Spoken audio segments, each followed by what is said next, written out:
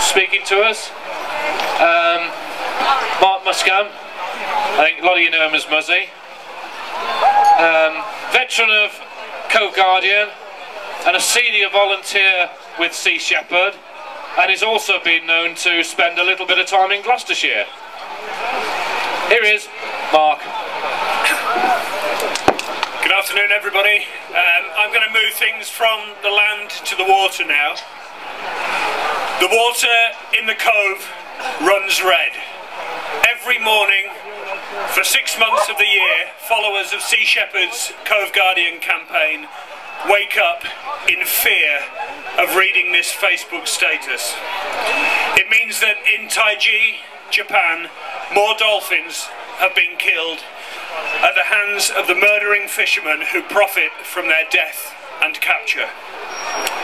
From September through to March, every morning at 6 AM, the 12 hunting boats of the fleet set out from Taiji Harbour in search of entire pods of dolphins, so that they can drive them towards the shoreline using a wall of sound. They suffer unspeakable mental torment in the drive process, sometimes enduring up to 4 hours of this noise. Once in the famous Killing Cove, distressed and disoriented, they are either taken for a life of abject misery in some hole of a water park, or they are killed in a long and painful process, their spinal cords severed by a hook pushed through their blowhole. Video evidence has shown their death taking up to 20 minutes or more. This vile method of killing would not be tolerated in any slaughterhouse anywhere else in the world. The dolphins, unlucky enough to be taken for captivity, are violently ripped from their families and taken to tiny pens in the harbour, where they endure a miserable system of training. Often starved of food and made to perform, they are fed a cocktail of tranquilizers and medication to ease the distress they suffer at the hands of their trainers. Some have even chosen to end their lives in these pens, having given up all hope of ever being set free. This killing season alone, over 1,100 dolphins from 6 species have been driven into the cove. 3/4 of them have been murdered. 70 of them have been taken for captivity, and the rest, mainly juveniles, have been driven back out to sea. Many of these juveniles will not survive without their pod, and some get washed up on the shores only days later. This season has seen the fishermen exceed their quota for beautiful Risso's dolphins, with 260 of them being killed. But they have also taken pantropical spotted, Pacific white-sided, bottlenose, pilot whales and striped dolphins. The fishermen of Taiji do not discriminate. They will take whatever species they happen to chance upon when they're hunting. But the big money spinner for these dolphins, for these fishermen, isn't the $200 that they get for a dead dolphin. It's the $200,000 that they get for a captive one. We have to fight the captive market. We have to show the world that keeping any animal in captivity is immoral and unjustifiable. If we can stop the captive industry, we can stop the killings in Taiji. In the Faroe Islands, a similar type of hunting takes place all year round. Pilot whales are driven by a horrific clash of noise towards one of 23 killing coves. Once they are close to the shore, dozens of the island's young men wade into the water, sink a hook into the dolphins' blowholes, and drag them onto the beach in an evil game of tug-of-war, until the life eventually passes from them. The local kids then play amongst the carcasses until they are butchered.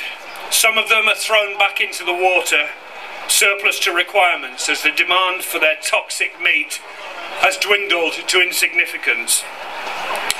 Unlike Taiji, the only reason given by the Faroese for continuing this atrocity is tradition. And tradition is an excuse we hear over and over again where cruelty to animals is concerned. We hear it with cockfighting, bullfighting, dogfighting, bull running, bear baiting, hare coursing, and of course, on our own doorstep here, it's used by the supporters of fox hunting. These are the traditions of pain and suffering, and they have no place in a modern society. But when it comes to abuses of marine wildlife and the oceans, Taiji and the Faroe Islands are simply the tip of the iceberg.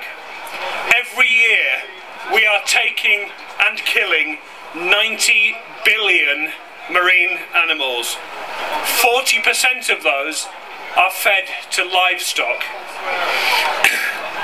30 million tons of fish alone is being fed to pigs, not normally considered to be an aquatic predator.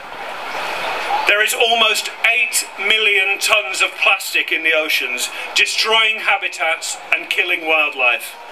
Over 1 million seabirds are killed every year by plastic alone, and the most common sight for sailors on the high seas now isn't whales and dolphins breaching the water, it is carrier bags and bottles. There are over 200 dead zones in the oceans where no life can exist, and this number is increasing every year. And it seems that our appetite for fish is growing. Every morning, just 3 miles down the road from Taiji, in the next town along, they line up hundreds of yellowfin tuna in the fish market. Most of these tuna are only half the size that they would naturally grow to. They have had no chance to grow to their full size because the demand for their tuna is so high. And scientists say that if we catch more than 20,000 tons of bluefin tuna every year, the species will be extinct within 5 years. Companies like Mitsubishi are catching 25,000 tons alone every year, accelerating the rate of extinction just so that they can reap huge profits from its increase in value when we say goodbye to the last bluefin tuna. Europe now has nearly 100 pulse trawlers. These are huge ships that use electric pulses to kill fish before they net them, and this increases their catch tenfold. And I am ashamed to say that a dozen of these ships fly British flags. Fishermen in coral reef areas are killing fish using cyanide and dynamite. 10% of all coral reef has now been completely destroyed, with another 25% damaged beyond repair.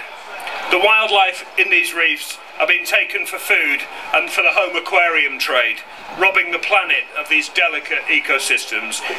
If we carry on pillaging the oceans, all of the fish that we currently catch will be extinct in 38 years. That is absolutely no time at all. And if the fish disappear, then the whales, the dolphins and the sharks will disappear. We're already killing over 100 million sharks every year just so that we can put their tasteless fin into an already tasteless soup. But it's not just fish. The Japanese and the Norwegian are even trawling for plankton and krill just to add to the food for livestock. And seals are being culled in enormous numbers in other parts of the world. Every year, up to 500,000 seals are culled in Canada, 90,000 each in Greenland and Namibia, and tens of thousands more in Russia and Norway. On our own doorstep here, companies like the Scottish Wild Salmon Company are shooting seals, supposedly to protect their salmon stock. But these same fishermen are netting salmon at the mouths of the estuaries where they would otherwise go to spawn.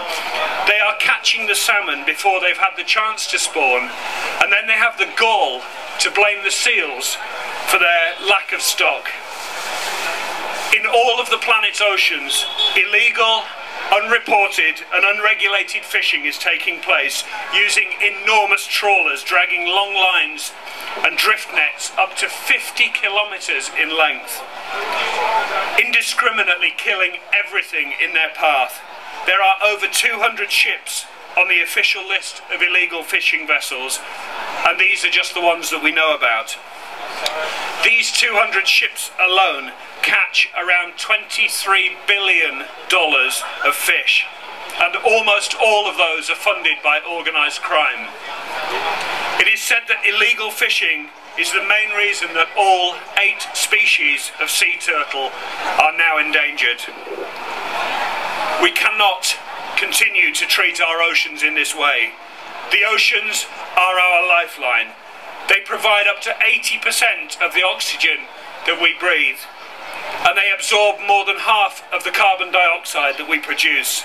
The oceans are performing a great service to humankind, and they will only continue to do so if they are healthy. Our insatiable appetite to consume marine wildlife will eventually bring us to our knees.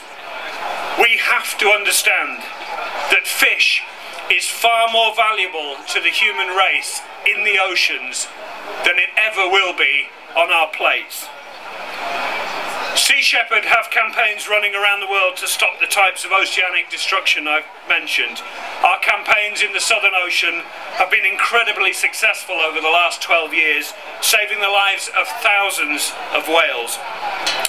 Our Cove Guardian campaign, which I'm proud to be a part of, has brought the horrors of Taiji to the attention of the world, and because of our brave activists in the Faroe Islands last year, only one hunt took place. We have used our ships, our aircraft and our small boats to take direct action to save the oceans, and we need your help. You don't have to go to sea and fight Japanese whalers. You can do your bit from home, or you can join one of our land-based campaigns closer to home, such as our Scottish Seal campaign or our campaign in the Faroe Islands. And even if you can't make it on a campaign, you can help the oceans by educating other people. Explain to your friends and family why going to a marine park is contributing to the drawn-out death of dolphins in Taiji. Teach them how eating fish, culling of seals and the slaughter of whales and dolphins. Join protests like the one in London yesterday and the one here today. Be a voice for all wildlife, land-based or marine, and help keep the tide of compassion turning. People are slowly waking up to the causes that we all believe in. And it won't happen overnight, but you people here are the leaders. You have the opportunity to educate and to make the difference. If you want to come over to Sea Shepherd and talk to us, please do, and please visit the rest of the stalls here. But on behalf of the oceans, their inhabitants and all wildlife, I thank you all for showing your support here today. Take action and never give up. Thank you.